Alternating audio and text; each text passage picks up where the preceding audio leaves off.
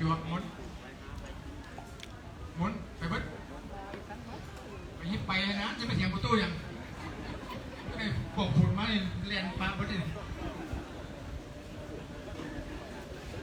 แม่ข่าวมันจะเผาเขาด้วยไอ้จวบเขาก่อน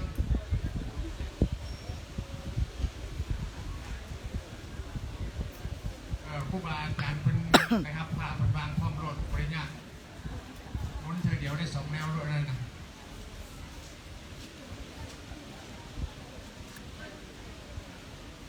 เวลาขอบแขกมีญาติพี่น้องกันไม่ข่าวเด้อ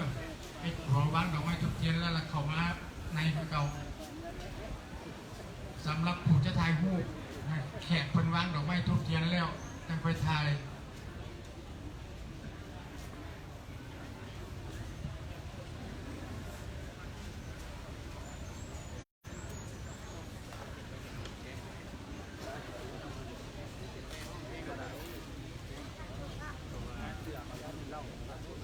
ต้นก็มาเด้อต้นก็มาเพิ่นทั้ง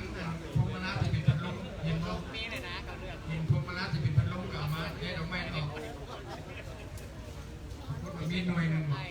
ผู้คนเอาพัดลมมาดูมันเริ่มอยู่นั่นก็เลี้ยวไปเนาะ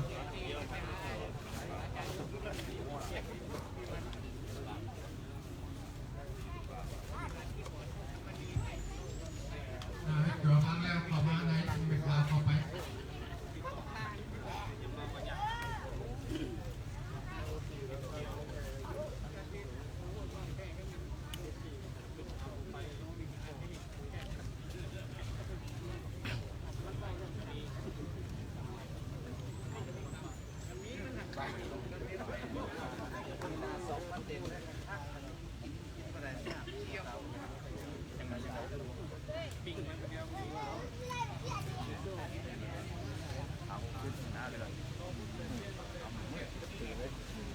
ชอบไปแสดงการห้องเลยเนาะ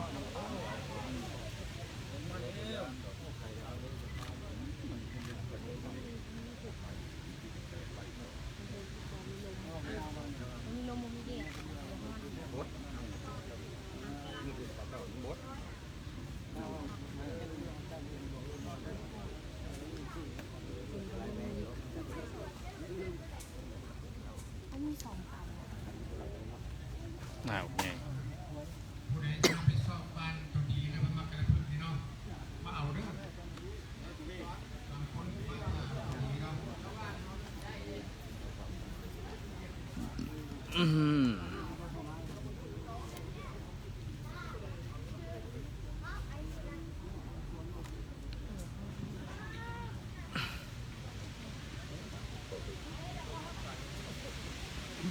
โอ้ลมแห้งอะ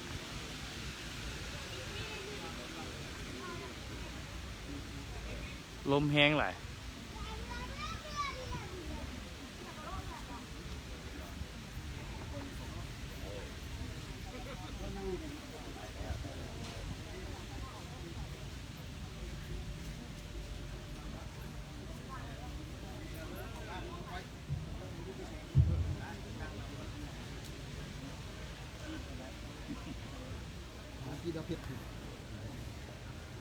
เอาเนาะหลังจากวางเพลงอย่างแล้วหรือว่าทรงสถานแล้วเนาะจะขอเชิญบรรดาท่านออกตัวยินสหายไอ้น้องจับคืนเงินเจ้าภาพเนาะเพื่อรับประทานอาหารว่างเนาะในนั้นจะมีการเป็นอาศัยของบรรดาท่านท่านใดสะดวกเนาะจะในครับขึ้นอะไรเนาะอันนี้ก็บ่มีนะก็ขอเชิญพ่อทุกท่านเนาะจงมีแต่ความสุขความโชคดีเนาะปราศจากโรคภัยต่างๆที่ทุกท่านนั้นได้มาทรงสถานในวันนี้ก็ขอให้มีแต่สิ่งดีๆกันแล้วกันทุกท่าน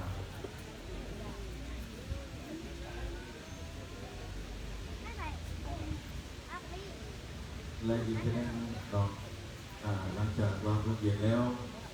ก็ขอเชิญโมเราศิลปินถ่ายรูปสามัคคีเนาะถ่ายรูปอยู่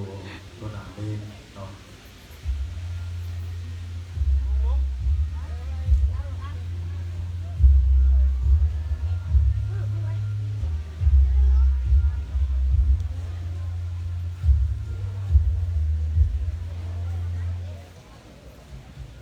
ยืนได้หัก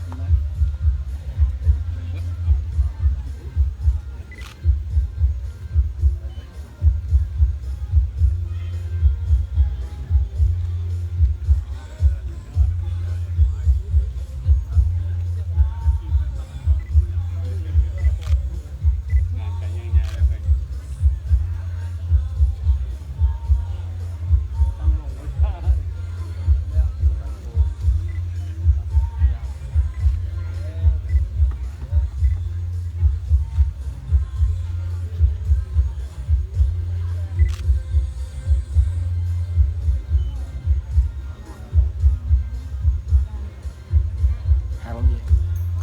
หักลง ระหว่าง เอาลงอีกก็หมายเอากล้องลงต่ำกันได้เอาลงอีก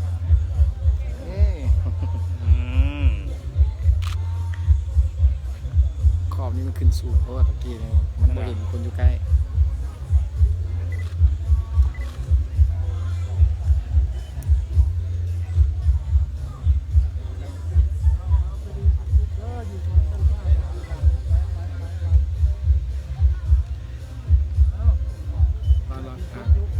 ห่างไหมห่างพุ่น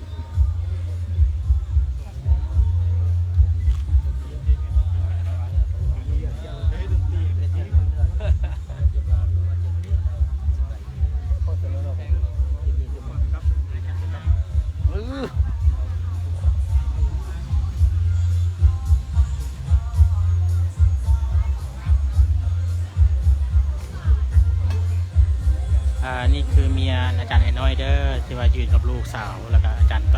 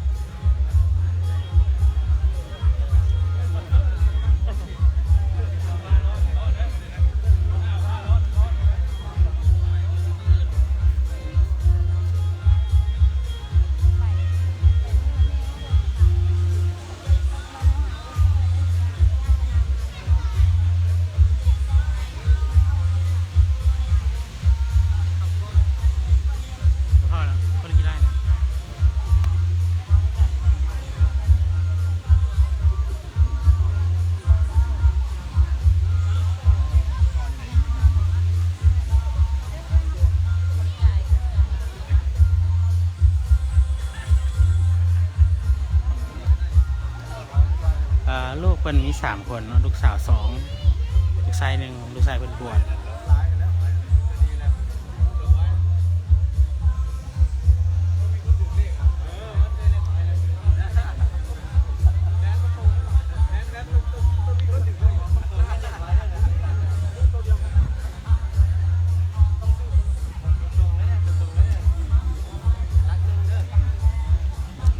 ตอนนี้อยู่วัดบ้านโนนๆเนาะวัดดอนโนนวัดป่าบ้านโนน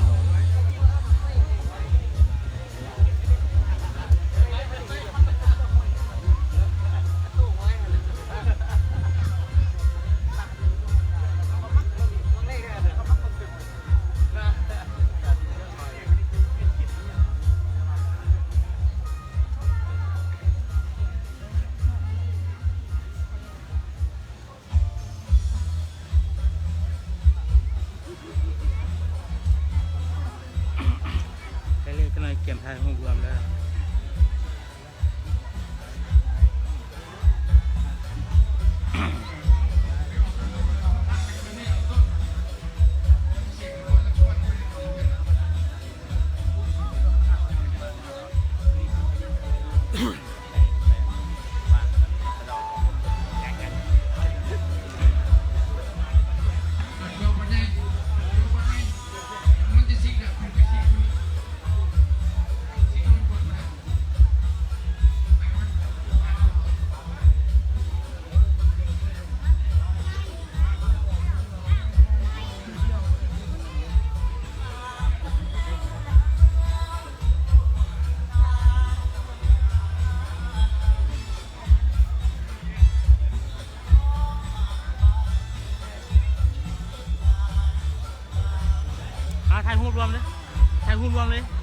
ไปไทยหุ้นรวมเลยบอกเอาจวนนะเอาจวนนะจวนไทยหุ้นรวมกัน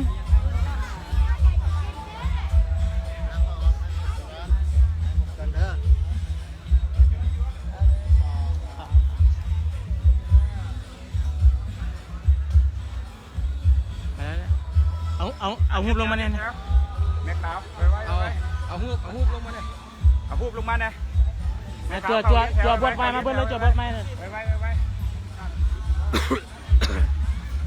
เอาไม่ข่าวก็ได้อะจัวเฮ้ย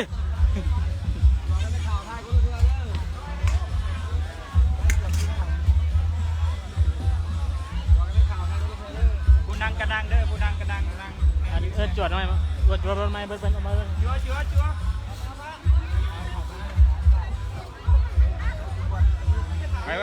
ไว้จัดไปจัดเข้าไปไว้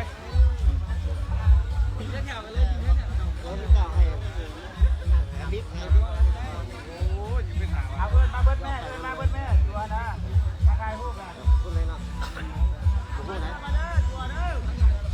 จัวบดไปแทนแล้วเอาเนาะ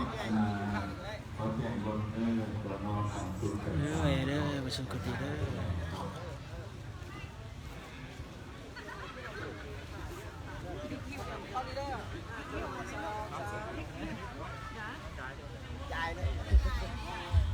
ใหญ่เลย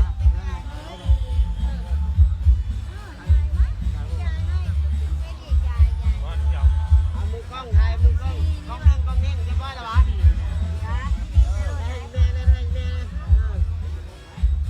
เอาไปล้างทั้งกลางที่เนี่ยย้ำของพี่เนี่ยใช่กมือ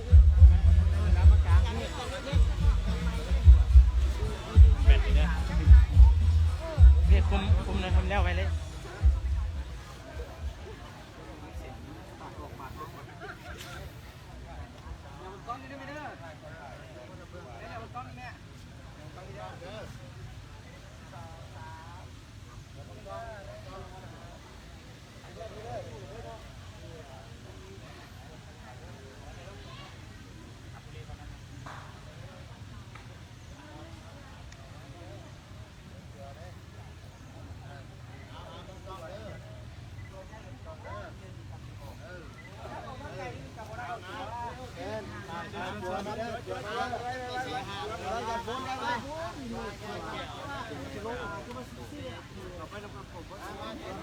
จัวไป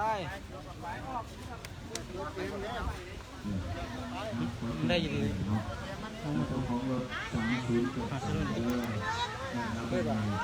อ๋อตีไฟเขารถ แล้วมันขาวเว้ย โอ้ยมันข้างหลังมันมืดทางปะ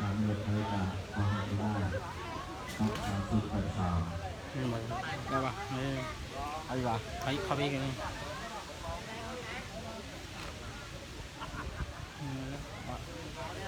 คนยักษ์ดำเดี๋ยวกล้องนี้เด้อ1 2โทรศัพท์ไปก่อนนะโทรศัพท์ถอยก่อน1 2 3โทรศัพท์เกมจัวเกมเจ้าไก่ยังเดี๋ยวไปเขาจะถือเด้อข้าวมีซับไข่ล่างแต่ตัวนั้นนะถ้าเราซับไข่ยังต้องเด้อ1 2 3เด้อทีโอเคเด้อโอ้มือป่ะนี่ถ่ายกันโอ้สุดเทียงกันแม่เลี้ยงกันเถียงต้องเด้อ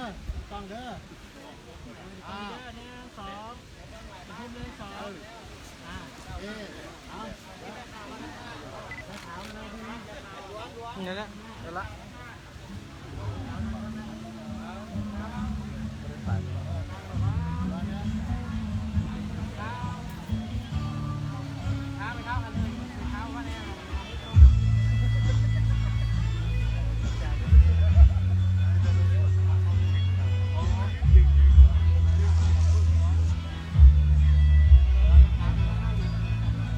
ไม่ข่าวยังไปทางนี้เด้อ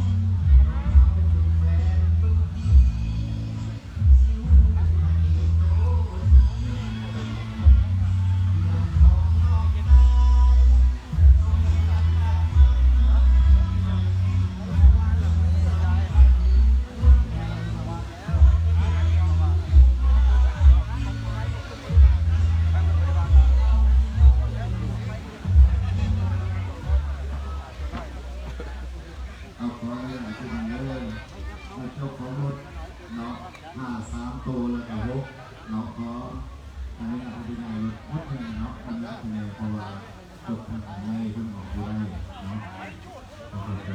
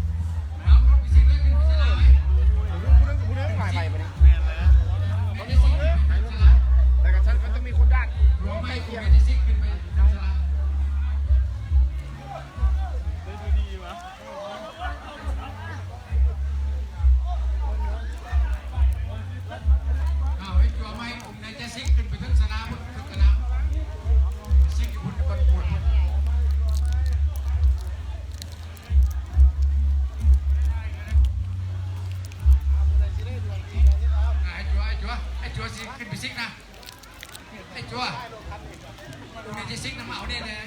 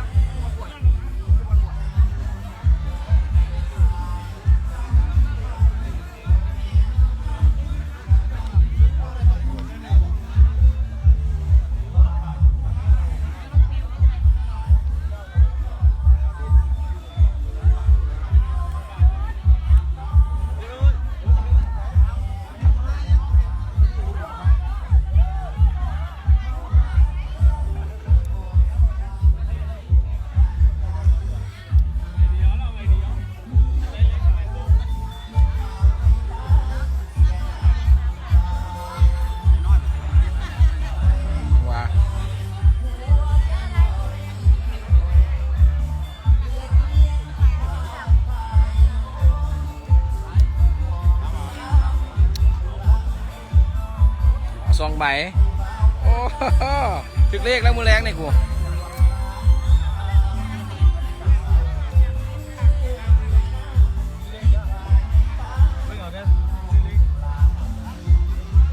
ใบนี้นะ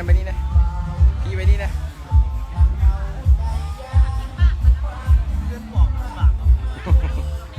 เงินถึงหน้ามันซุ่ม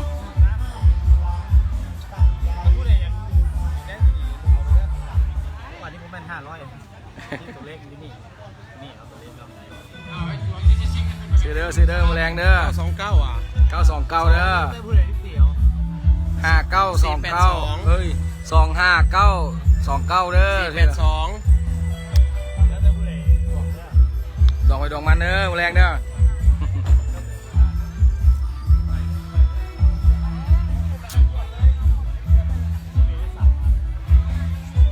ดาวให้ ไอ้ได้500ลูกมาใส่ตีนผู้ดีจับเอาซะ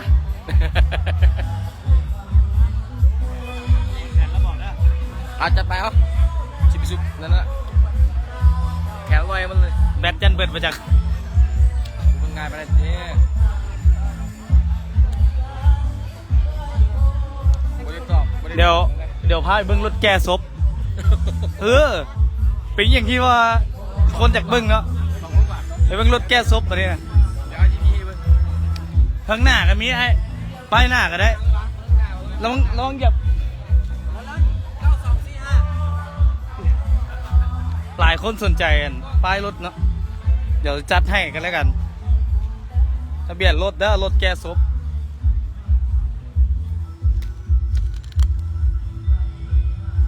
9245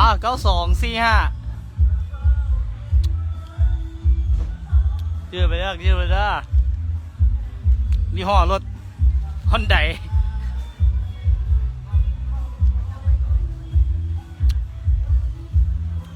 ป้ายรถแก่ศพเนาะ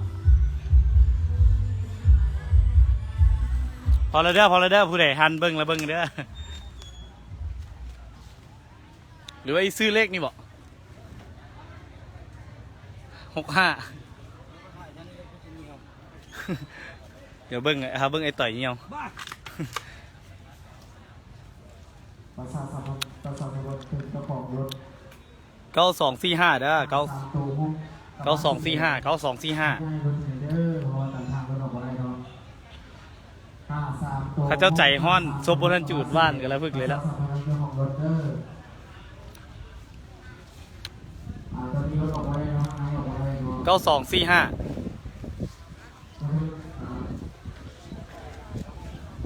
ตัวมุกพอกับใจ พันละ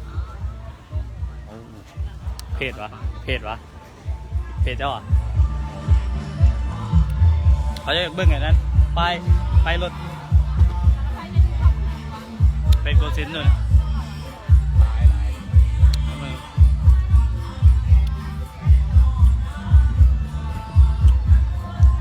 พาไปเบิ้งไปรถได้ไหมไปรถแก่เลย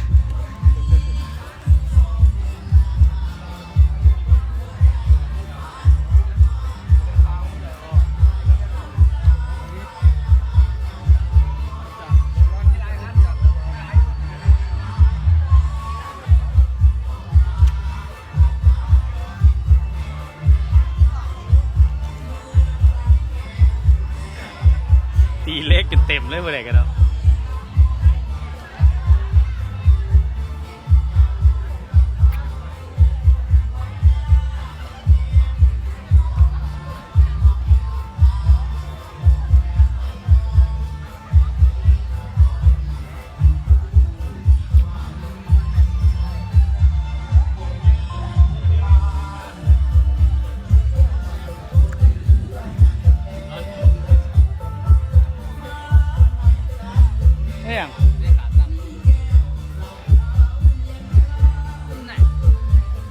โอ้ยหาเห็ด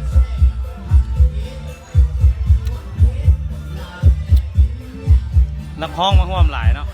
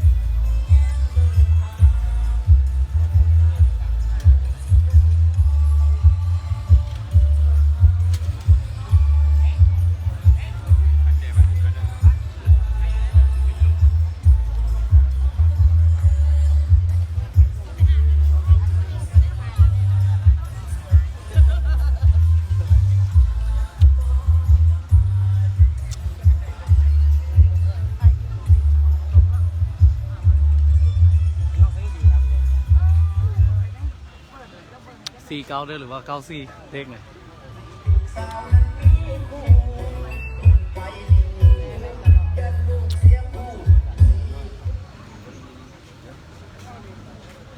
ใบแยก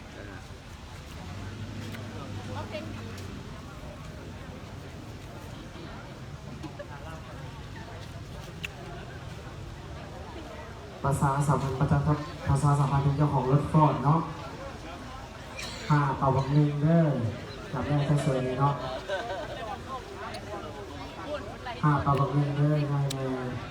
รถออกมาได้เนาะขอขอบใจ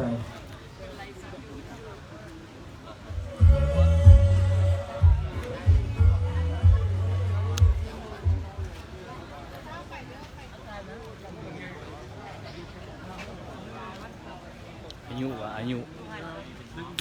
จะถามเจ้าของ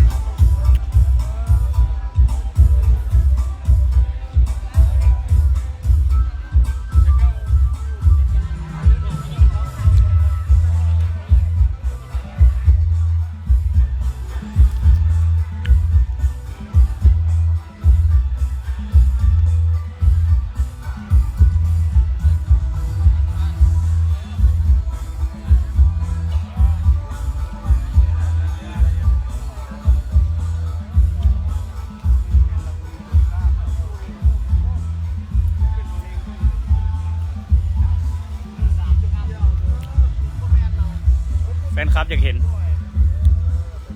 เยอะไอ้ต่อยเด้อ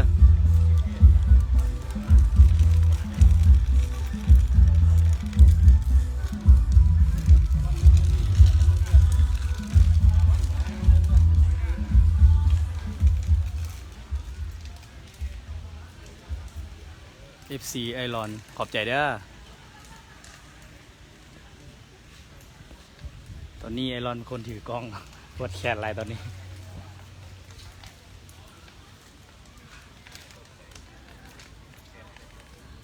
บุหัว10 แบตเขาก็10เริ่มเบิดแล้วเนาะบุหัวเบิด10 เบิดตอนไหน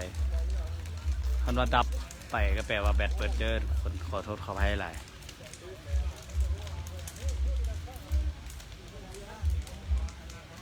เริ่มฮ้อนแหละได้นักกันยับไป เม็นยังวะมันบิ๊กเก็บขี้หมาบิ๊กเม็ด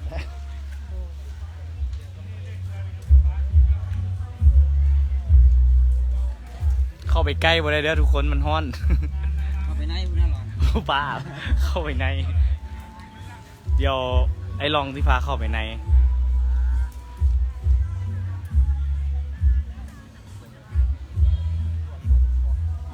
เข้าใกล้ได้สุดเลยนี่เด้อฮ้อนไหลตัวนี้รู้สึกว่าใหม่ซ่าเนาะก็เป็นน้ำมันเราเป็นน้ำเรา นั่นเหรอฮะ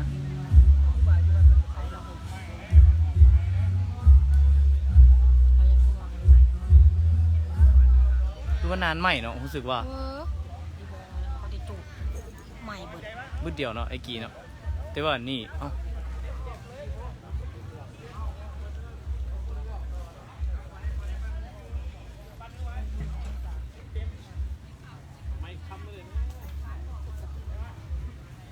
เอ๊ะรู้สึกว่านานใหม่ไป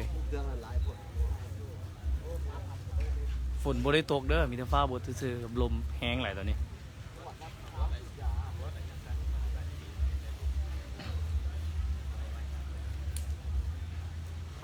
ใหม่รู้สึกว่านานใหม่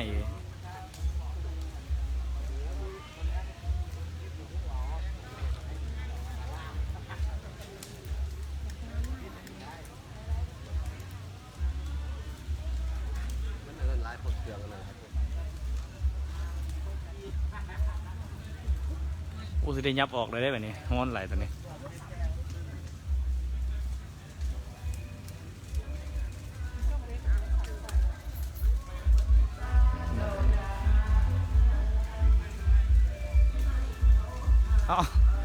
ขาตั้งเลย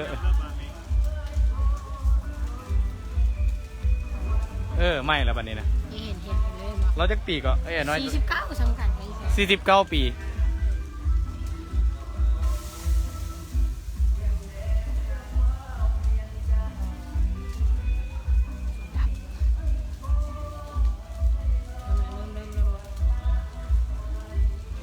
คนม้าหลายเด้อแต่ว่าเขาเจ้ากลับแล้ว มันเป็นน้ำสภาพหนทางบ่ดีได้บางมองนะฮอนไหลยับออกกันเด้อ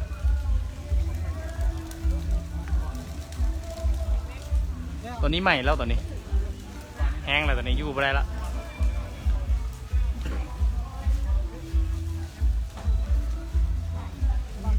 ประชาสัมพันธ์เจ้าของรถทะเบียน911รถฟอร์ดเด้อ9111เลขหมาน้อยไม่ได้บอกเลขเด้อเจ้าของรถฟอร์ดทะเบียน9111 ตัวนี้ใหม่แล้ว เด้อแล้วก็อีกท่านหนึ่งทะเบียน7789รถยังไง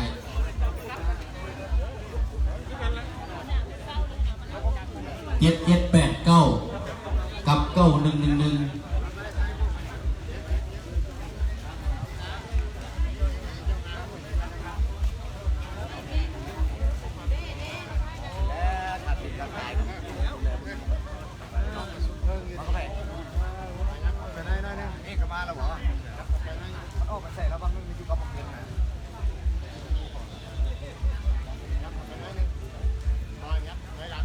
อันน่ะสุดแล้วนี่ออกจากโมงอ่ะออกอย่างจากโมงเรียงออกลิงกันนะไปรถจักดิออกจากโมงได้เงิน300,000เลยนะคือนึกออกมาการเดินชื่อเลขซื้อตัวนี้ครับมันเลขโดนดูใกล้นี่นะเดี๋ยวอาจารย์สอนวีเป๊ะเลยใบเงินแล้วนะทางซื้อออกไปหาอยู่วัดดอนนุ่นเด้อไอ้น้อยอายุได้49 เนาะเหตุตัวใดไอ้โกศินเจ้าอ่ะโกศิน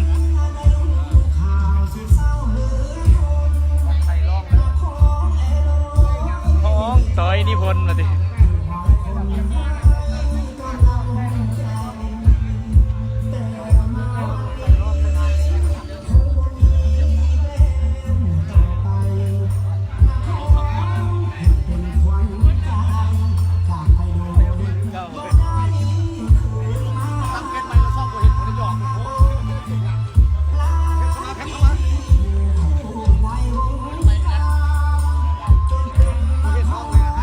ไอ้กินน้อยก็มาแล้วเราน่าจะกลับแล้วไอ้กินน้อยนะ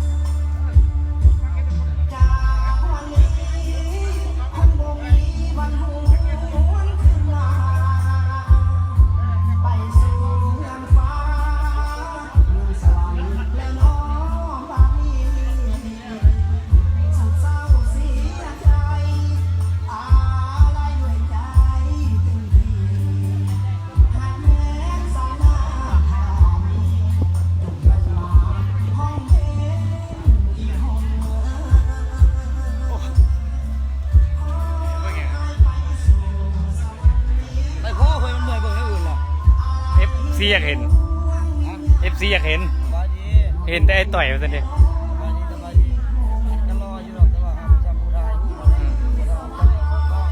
เราขี้เล่นนะเราเป็นคนขี้เล่นอย่าไปซาเราน้องบิ๊กก็มาเด้อ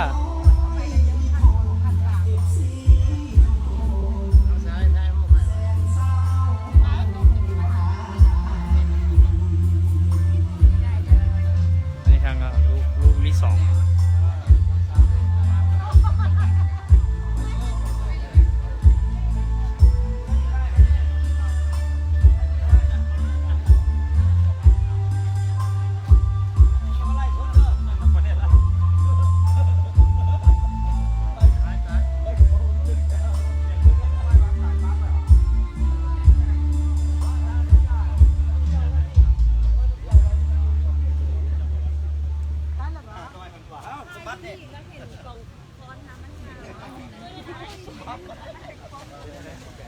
กระเป๋าใหญ่กันคนที่จะเป็นคือ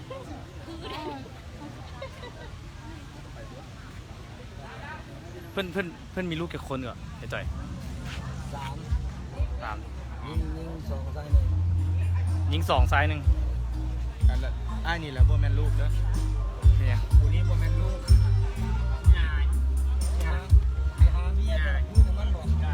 อันนี้นักดนตรีโกศินทร์เนาะรุ่นที่2แล้วรุ่นสองเนาะไอ้เงินมือกองเนาะนักดนตรีโกศินทร์ จะมีแต่พวกนั้นน่ะมีเก็บข้าวสารมา ตอนรุ่นเขาตีกองกันบ่แม่นมือกองแล้ว ไอ้ยัง มือแซงรุ่นเขาเป็นรุ่นมือแซงมีแกแซงอันนี้รุ่นหลาน อันนี้รุ่นหลานเนาะเนี่ย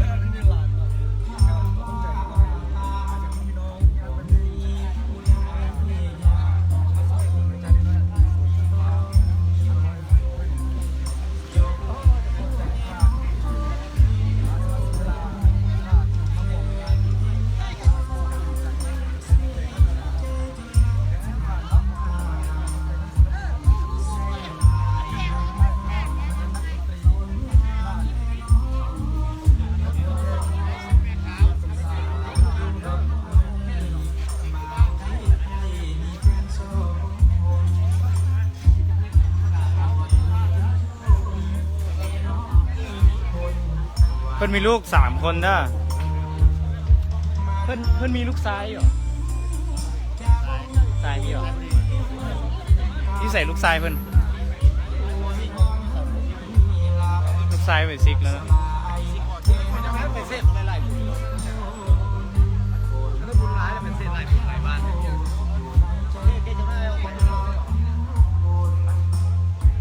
ได้พบกันที่พุทธ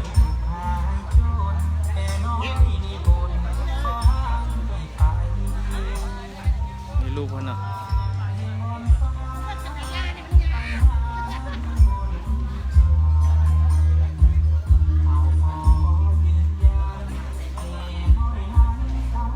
เดี๋ยวลูกซ้ายเพื่อนบ่เห็นเด้อเดี๋ยวซอกเบิ่งก่อนเห็นแต่ลูกสาวเนาะลูกสาวผู้น้อยเนี่ยมันเป็นเองเหรอมะเร็งบอก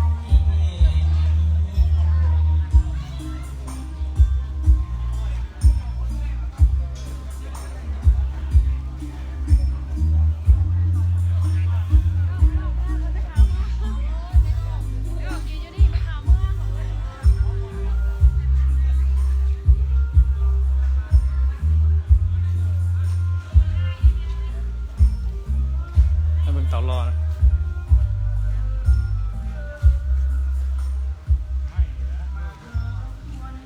ลูกซ้ายเพิ่นเดี๋ยวสิไทยเพิ่นเนี่ยบ่เห็นแล้วเลย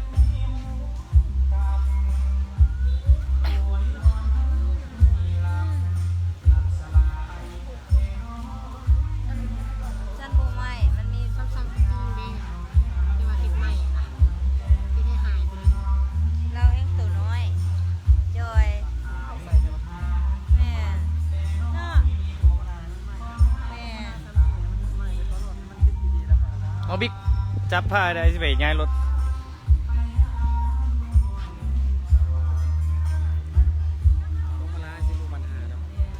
มันใหม่อะถ้าเราดื่มเลยใช่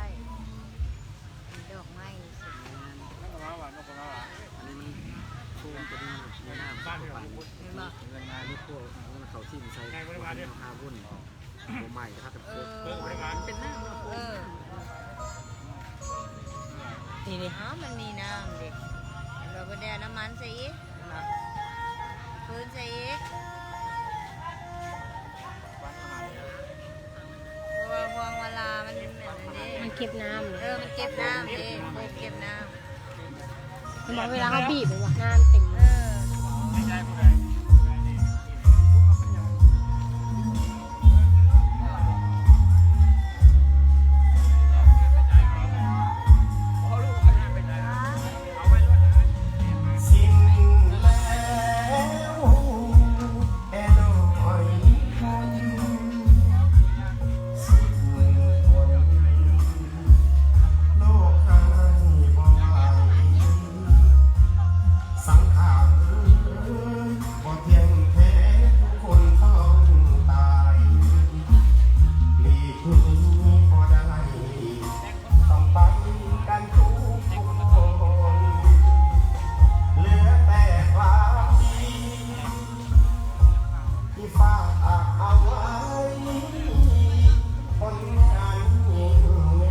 วัดดอนนูนเด้ออ่านคอมเมนต์ให้รับรองงานครับเบิ่งคนจับกล้องนะ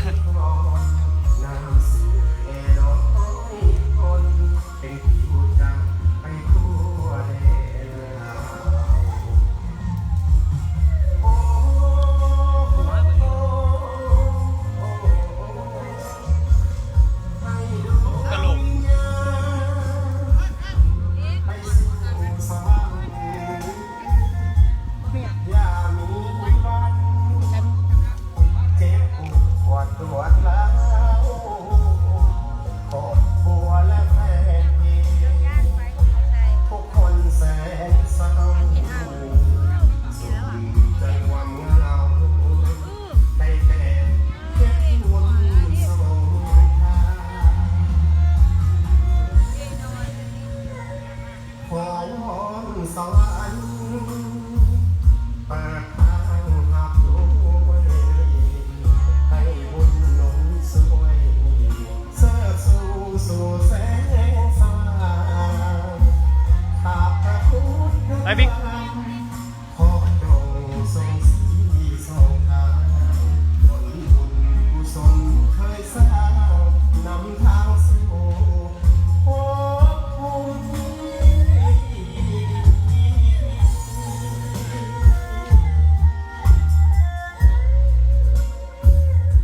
เน็ตก็เริ่มซ่าแล้วเนาะ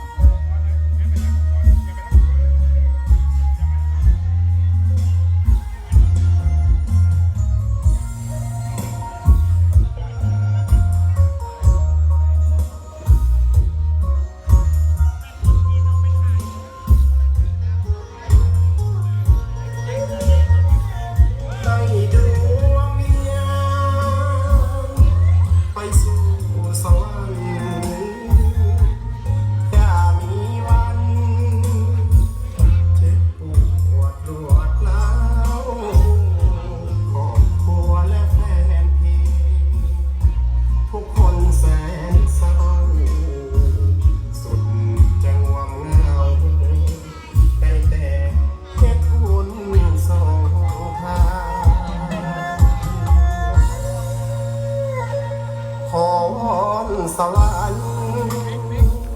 เปิดทางหักด้วยให้บุญหนุนสวยเสิร์ชสู่แสงสว่างข้าพระพุทธธรรมขอจงทรงสีทรงทางผลบุญกุศลเคยสร้างนำทางสู่ภพภูมิ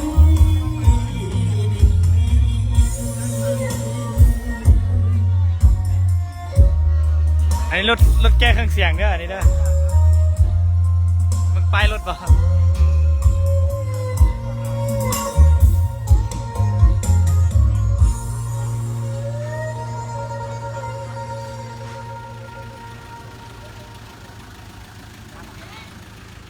ลูกชายเพื่อนว่าเพื่อนน่ะจะกลับแล้วกลับเงินเดี๋ยวจะไปถ่ายลูกชายเพื่อนในเบิ้งเด้อ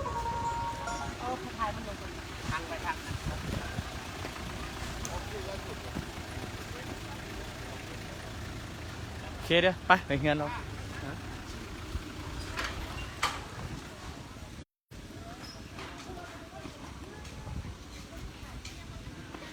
แล้วขี่รถยังไง โอ้รถเกิดจอดแล้วเนาะ ขี่รถจักรของเขาไปนี่รถจักรไงจับกล้องเอาเลย จอดไว้นี่ได้รถอะไรอยู่หันบอไอ้มาเองมากับหลายคนเออ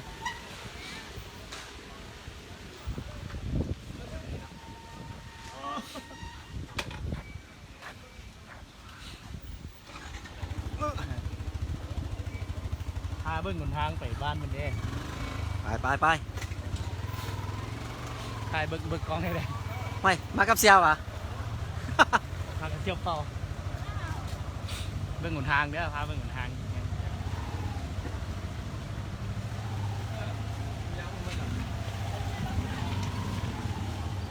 ขาตัวนี้ของไผ่ของใหม่ปะ ไปทางไหนบอกเลย ไปซื้อนี่เลย แล้วก็เอาเป็นสอบตั้งตู่แล้วเรามีกฎแขน บออาสิเห็นมันใกล้ๆนี่รถไอ้กันนี่ ไปกันที่หรือว่าลงหวานแล้วกัน ได้ลงมาแล้ว